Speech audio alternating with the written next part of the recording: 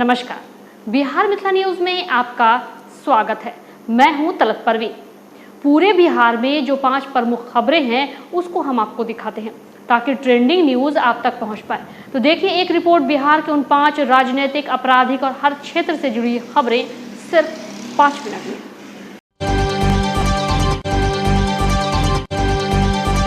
नीतीश कुमार के PM candidate की चर्चा के बीच जदयू का 3 दिवसीय मंथन, पटना में आज से बैठक।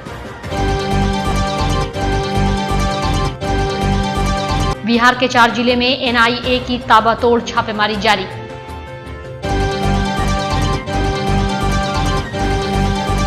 बिहार में 875 पुलिसकर्मियों का ट्रांसफर, नौकरी के शुरुआती दौर में ही गृह जिले में तैनात सिपाही दरोगा इधर से उधर।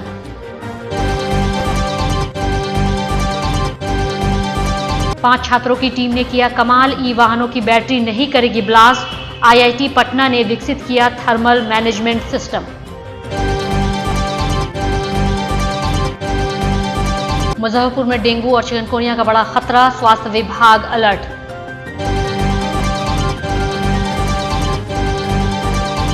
जनता दल यूनाइटेड यानी जेडीयू की 3 दिवसीय राष्ट्रीय और प्रदेश कार्यकारिणी की बैठक शुक्रवार से पटना में शुरू हो गई है। बिहार के मुख्यमंत्री नीतीश कुमार के लोकसभा चुनाव 2024 में पीएम कैंडिडेट होने की चर्चा के बीच इस बैठक को अहम माना जा रहा है। जदयू के इस मंथन शिविर में देश प्रदेश के सैकड़ों नेता हिस्सा लेंगे।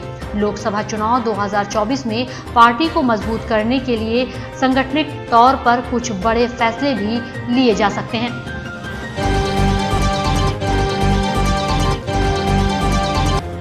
नेशनल इन्वेस्टिगेशन एजेंसी ने बिहार में नक्सली नेता विजय आर्य के करीबियों के ठिकाने पर छापेमारी की है।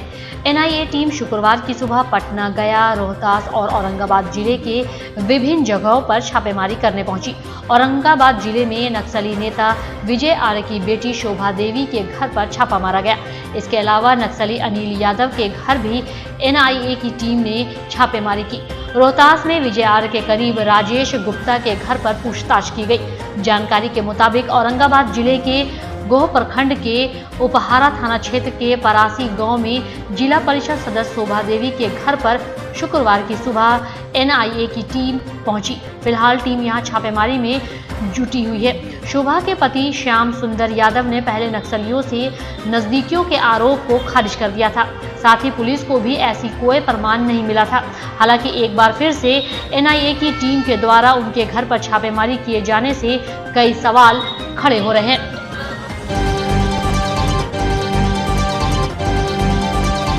पुलिस कर्मियों को उनके गृह जिले में तैनात किया जाएगा, पर बिहार में ऐसे 875 पुलिसकर्मी चिन्हित किए गए हैं जो नौकरी के शुरुआती दौर में ही अपने अपने गृह जिला में तैनात हैं।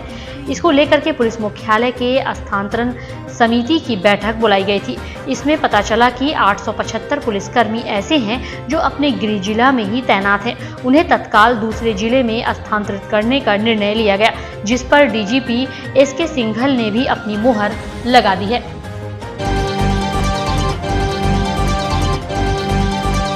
ई वाहनों में अब बैटरी ब्लास्ट नहीं करेगी। बैटरी को ब्लास्ट होने से बचाने के लिए आईआईटी पटना ने स्वदेशी थर्मल मैनेजमेंट सिस्टम तकनीकी को विकसित किया है। यह सिस्टम तापमान को रिलीज नहीं होने देगा, तापमान को नियंत्रित कर बैटरी ब्लास्ट होने से बचा लेगा। आईआईटी पटना के फिजिक्स डिपार्टमेंट के 5 छात्रों ने इस सिस्टम को विकसित किया है। इससे पहले बैटरी मैनेजमेंट सिस्टम विकसित किया जा चुका है, जिससे पता लगाया जाता है कि बैटरी कितना चार्ज हुआ है। आपको बता दें कि ई वाहन में आए दिन हो रहे बैटरी ब्लास्ट की समस्या को देखते हुए इस मॉड्यूल को विकसित किया गया है। 8 माह के रिसर्च में इसे विकसित किया गया है।